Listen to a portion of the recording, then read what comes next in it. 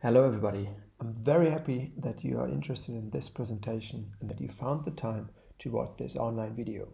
Today I would like to present you shortly a hybrid approach to describe and understand the influence of inclusion on the transition behavior of x65 pipeline steel. This study was conducted at the Steel Institute of RWTH Aachen University by me, Sparrer, as well as by Markus Konemann and Professor Sebastian Munstermann. Within the last years, the European and international steel industry has put a lot of effort into the development of advanced pipeline steel grades. As a result of new process innovations such as thermomechanical rolling activities or methods to improve the purity of steels, the mechanical properties of modern pipeline steels could be improved compared to conventional grades. This evolution is shown schematically in accordance with the DIN standard in the figure, where it is indicated how strength in terms of yield strength and tensile strength has developed over the last years. The result of this progress are modern pipeline grades such as X80. These material designs enable both high environmental standards to be met and lightweight construction potential to be exploited. However, technically relevant but not yet scientifically investigated phenomena occur in these modern pipeline steels. At the Steel Institute, we study three phenomena: separations that can be seen on the upper picture, inverse fracture behavior, which is shown on the lower left side, and the missing or contracted transition behavior, which is shown in the right-hand image. In the context of this talk, I would like to focus on the latter phenomena, which is characterized by a missing or very strongly contracted transition area. As a result, both upper and lower shelf behavior occurs at the same testing temperature in Sharpie impact test. For this study, an X65 pipeline steel was investigated, which was quenched and tempered.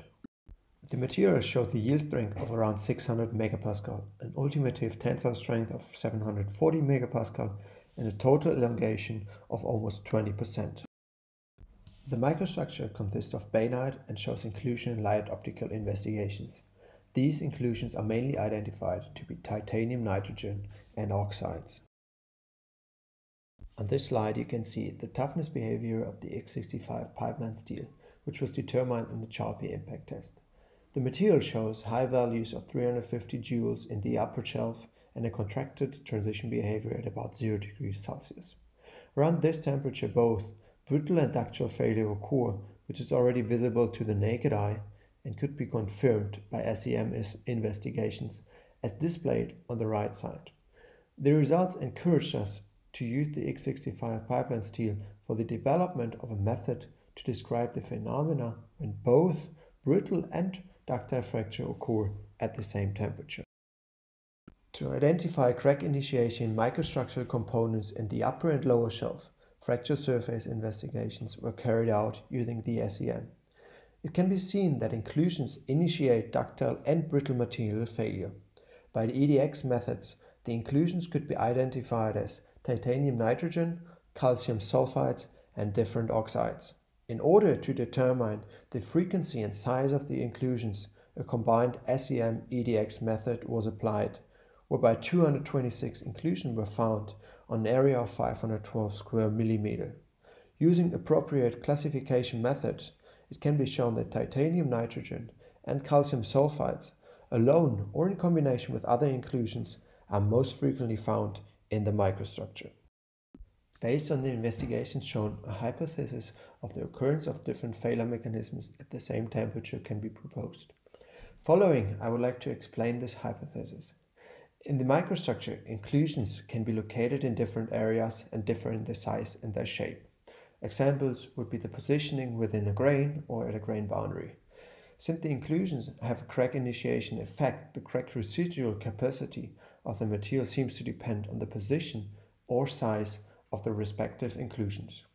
Thus, at the same test temperature, the crack resistance of the material could be strongly depend on the local microstructure constellation in the critical loading range and be the cause for the phenomena that occurs. However, an investigation or description of the critical microstructure constellation is required. Since experimental investigations are complex and cost-intensive, microstructure simulations are used within the framework of this method development. In order to simulate the mechanical behavior of the microstructure, the following tools are needed: construction of representative volume elements and the calibration of a crystal plasticity model to describe the constitutive behavior of the magnetic matrix.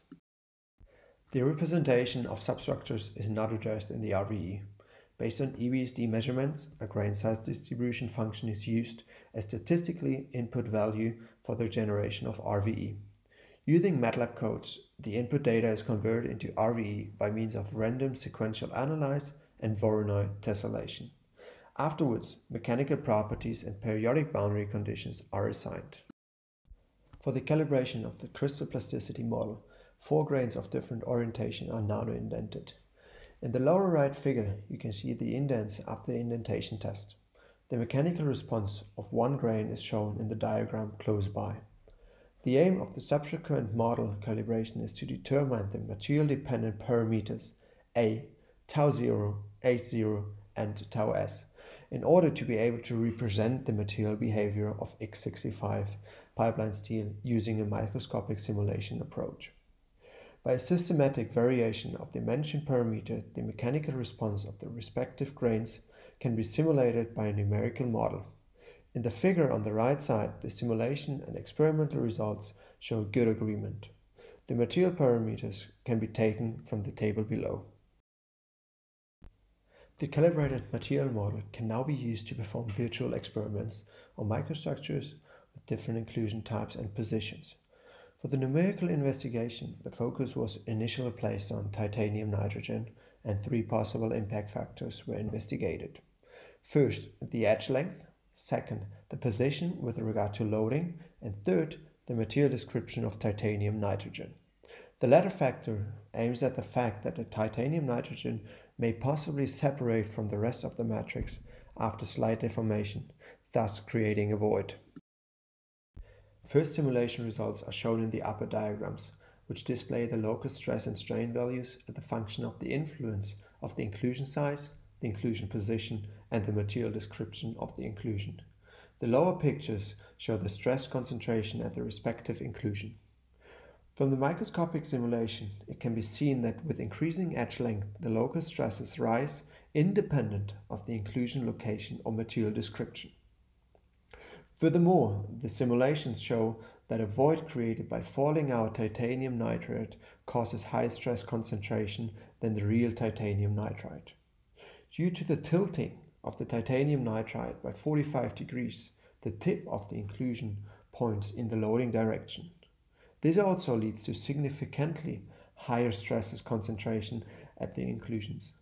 Similar tendency can be detected when considering local strain values. Only the inclusion size seems to play a minor role in strain localization. This is currently being further investigated. In summary, it can be concluded that the model is capable of showing local microstructural effects with respect to stress and strain localizations. Now, a large-scale virtual study is needed to identify critical microstructure constellations.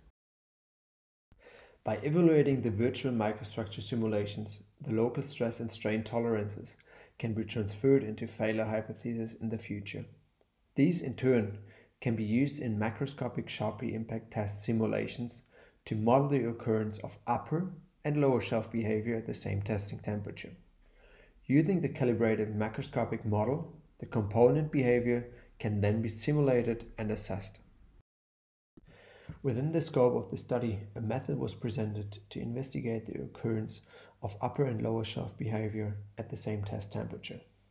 Based on experimental investigations, it could be shown that inclusions in X65 pipeline steel are crack initiating in both the upper and lower shelf. A hypothesis was developed that could explain the occurrence of the discussed phenomena. For validation of this hypothesis, microscopic RVE models were calibrated and first simulations are able to display stress and strain localizations close to the inclusions. In the future, a virtual test plan can be designed to quantify critical positions or shapes of inclusions, to understand the phenomena and to validate the hypothesis. The knowledge can be used for macroscopic material and component modeling and design. This is now the end of my presentation. I would like to thank you for watching this online video.